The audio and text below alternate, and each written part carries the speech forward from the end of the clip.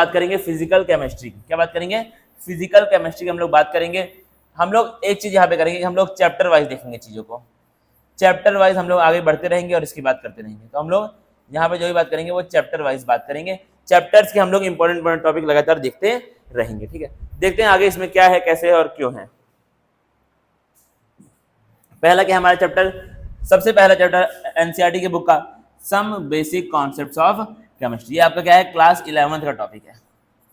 अगर मैं बात करूं तो आप 9th-10th में अगर आपने सीबीएसई से पढ़ाई की है या फिर अगर आपने आईसीएसई पढ़ा, अगर आईसीएसई किया तो आपको बहुत कुछ आता होगा इस चैप्टर के बारे में। अगर सीबीएसई से आपने किया फिर भी आपने 9th-10th में 9th क्लास अगर आपने पढ़ी है सीबीएसई से तो भी आपको इस चैप्टर के बारे में बहुत सारी चीजें ऑलरेडी आती होंगी। तो क्या है, इस चैप्टर को मैं पूरा ही चैप्टर मानूंगा इजी चैप्टर है, बहुत कोई टफ चैप्टर नहीं है, बहुत भारी नहीं है। क्वेश्चन प्रैक्टिस अगर अच्छी करोगे तो ये चैप्टर तुम्हारे समझ में आ जाएगा। बाकी कुछ इंपॉर्टेंट टॉपिक्स अगर हम लोग देखें तो मोल कॉन्सेप्ट वाला पार्ट आपको बहुत अच्छे से आना चाहिए, सवाल उससे बनते ही बनते हैं। स्टाइकियोमेट्री के बारे में आपको जानकारी अच्छी होनी चाहिए। कंसंट्रेशन टर्म्स आपको आने चाहिए सारे के सारे, क्योंकि ये जो कंसंट्रेशन टर्म्स है ये आपका सिर्फ इसमें नहीं है, 11th-12th मिला के पूरा सिलेबस मिला के कम से कम 3-4 चैप्टर्स में ये कंसंट्रेशन टर्म्स यूज होते हैं। तो अगर उसको एक बार यहाँ पर पढ़ लोगे तो आगे क्या रहेगा, तुम्हारे लिए थोड़ी सी चीजें आसान नजर आने वाली हैं। तो आप इनको अभी से पढ़ने का ट्राई करें, क्योंकि ये सवाल अगर यहाँ से नहीं पूछा तो किसी और चैप्टर से पूछ लेगा सवाल। तो अगर कंसंट्रेशन टर्म्स एक बार आ गया तो वो हमेशा के लिए आपके काम आ ही जाएगा। देखना तो ये आपको क्या है, कंसंट्रेशन टर्म्स आपको पढ़ना है। क्या है उसमें आपका मोलैलिटी हो गया, मोलैरिटी हो गया, और भी बहुत सारे कंसंट्रेशन टर्म्स हम लोग एनसीईआरटी के बुक में पढ़ते हैं, तो वो सब आपको आने चाहिए काफी अच्छे से। अगला क्या है हमारा चैप्टर, चैप्टर नंबर 2 एनसीईआरटी का एटॉमिक स्ट्रक्चर। क्या है, एटॉमिक स्ट्रक्चर। बहुत टफ नहीं है चैप्टर, कहीं ना कहीं इसको भी 9th-10th में आप पढ़े होते हैं। देखिए क्या है, क्वांटम नंबर सबसे इंपॉर्टेंट, इस चैप्टर का सबसे इंपॉर्टेंट टॉपिक क्या है, क्वांटम नंबर। इससे बहुत ही सारे सवाल बनते हैं। अगला क्या है, बोहर मॉडल।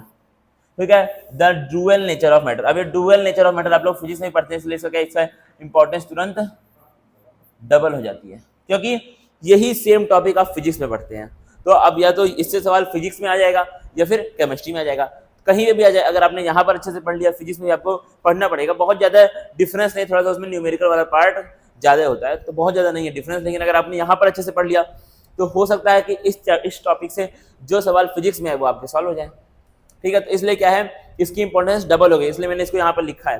केमिस्ट्री में अगर इससे हो सकता है कि हर साल सवाल ना आता हो, फिजिक्स में आ जाएगा, तो इसलिए इसको मैंने यहाँ पर स्पेशली उस टॉपिक को मैंने यहाँ पर लिख करके रखा है कि आपका डुअल नेचर से सवाल आएगा ही आएगा। ठीक है, बोहर मॉडल को अच्छे से पढ़ लेना, पढ़ा होता है पहले। क्वांटम नंबर को बहुत बेहतरीन तरीके से इसको पढ़ करके जाना अपने अपने घर, सॉरी एग्जाम।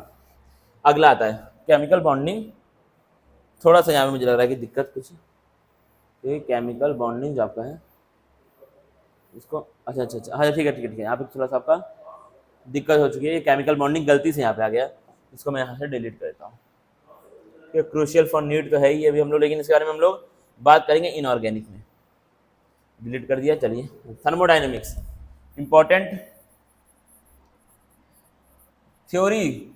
अब देखो, ये फिजिकल का चैप्टर है, लेकिन ये चैप्टर बहुत ज़्यादा थ्योरी बेस्ड है।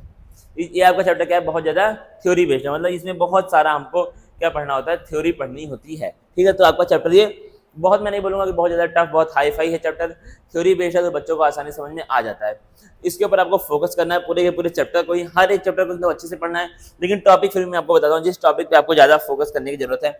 एंट्रोपी आपको पता होनी चाहिए, एंथैल्पी आपको पता होनी चाहिए, तीनों आपको लॉ ऑफ थर्मोडायनेमिक्स सारे के सारे आने चाहिए।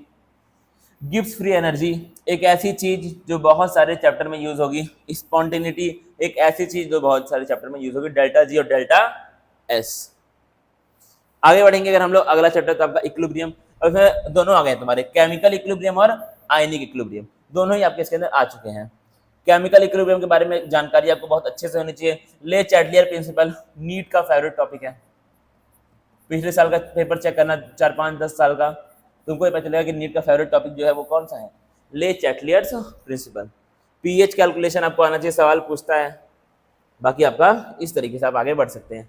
अब क्या, इलेक्ट्रोकेमिस्ट्री। मैं मानता हूँ फिजिकल का, मुझे नहीं फील होता है, मैं ऐसा नहीं बोलूँगा कि भाई सबके लिए है, बच्चों को फिजिकल केमिस्ट्री का सबसे टफेस्ट टॉपिक जो फील होता है वो है आपका इलेक्ट्रोकेमिस्ट्री। बच्चे क्या, मैंने यहाँ तक देखा कि टीचर्स को भी ये चैप्टर बहुत टफ फील होता है, क्योंकि मैंने यहाँ तक देखा है कि जो हमारे मतलब स्कूल्स हैं या फिर कोई आसपास के हैं इंस्टीट्यूट्स, वहाँ पर इस चैप्टर को सबसे लास्ट में पढ़ाते हैं। टफ है तो क्या इस चैप्टर को सबसे लास्ट में पढ़ाते हैं, लेकिन पता नहीं ऐसा लोगों ने बना लिया कि ये टॉपिक बहुत ज़्यादा टफ है। लेकिन अगर इजीली हम लोग समझे आसानी से one at a time, one topic at a time अगर हम लोग पढ़ते हैं तो ये चैप्टर उतना ज़्यादा भी टफ नहीं है। थोड़ा सा समझने में प्रॉब्लम हो सकती है, समझाने में दिक्कतें आ सकती है, लेकिन ये चैप्टर उतना भी बहुत भारी चैप्टर इसको मैं नहीं मानता हूँ। देखते हैं इसके क्या है इंपॉर्टेंट टॉपिक्स। गैल्वेनिक सेल आपको आना चाहिए, सवाल भर भर के आते हैं। नेक्स्ट इक्वेशन बहुत बेहतरीन। इलेक्ट्रोलिसिस आपको आनी चाहिए बेसिक। स्टैंडर्ड इलेक्ट्रोड पोटेंशियल, मतलब कि आपको यहाँ पर एक चीज में और लिखो तो इलेक्ट्रो केमिकल सीरीज, यहाँ पे मेंशन नहीं है लेकिन दोनों क्या है, स्टैंडर्ड इलेक्ट्रोड पोटेंशियल। अगर बच्चों ने ये चैप्टर पढ़ा होगा तो दोनों के आपस में कहीं ना कहीं लिंक्ड टॉपिक्स हैं, तो आपको इलेक्ट्रोकेमिकल सीरीज भी याद होनी चाहिए, उसको भी आपको अच्छे समझ में आना चाहिए। अगला तुम्हारा क्या है चैप्टर, केमिकल काइनेटिक्स, क्लास 12 का चैप्टर है। बहुत ज़्यादा टफ नहीं है, बेसिक चैप्टर है, क्योंकि हम लोग पहले क्या पढ़ते हैं, इलेक्ट्रोकेमिस्ट्री पढ़ते हैं, मतलब जो होना चाहिए, ऐसा होता नहीं है भाई, तो होना जो चाहिए मैं वो बता रहा हूँ, जिसे मैं पढ़ाता हूँ। पहले हम लोग क्या पढ़ते हैं, इलेक्ट्रोकेमिस्ट्री पढ़ते हैं, ठीक है, थोड़ा सा बच्चों के लिए भारी होता है। फिर यहाँ से कूद के हम लोग तुरंत कहाँ भागते हैं, काइनेटिक्स में भागते हैं। तो जब हम लोग काइनेटिक्स में भागते हैं तो काइनेटिक्स क्या होता है, काइनेटिक्स मतलब ऐसा नहीं कि एकदम हलवा टॉपिक है, एकदम हलवा चैप्टर है, ऐसा नहीं है। लेकिन जब बच्चे इलेक्ट्रोकेमिस्ट्री थोड़ा सा मतलब बाप लेवल का चैप्टर, जब वहाँ से पढ़ के हम लोग कहाँ पे जाते हैं, काइनेटिक्स में जाते हैं, तो बच्चों को थोड़ा सा एक अच्छा फील होता है कि भाई चैप्टर उतना टफ नहीं है।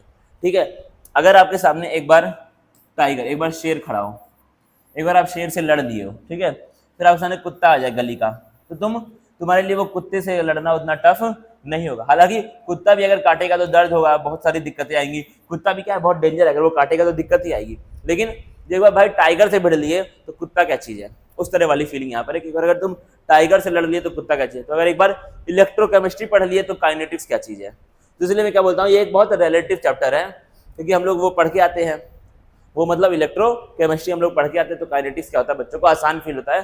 तो अगर आप इसको पढ़ेंगे उसके बाद तो तुमको कहीं ना कहीं आसानी होगी। हालांकि इंपॉर्टेंट टॉपिक एक बार देख लेते हैं, वो मिस हो गया। Rate law important, first order reaction, second order reaction, Arrhenius equation, activation energy, सब कुछ आपको पढ़ना पड़ेगा, इंपॉर्टेंट है ये सब सारे टॉपिक्स, सब पढ़ना, इनको ज़्यादा अच्छे से पढ़ना। अगला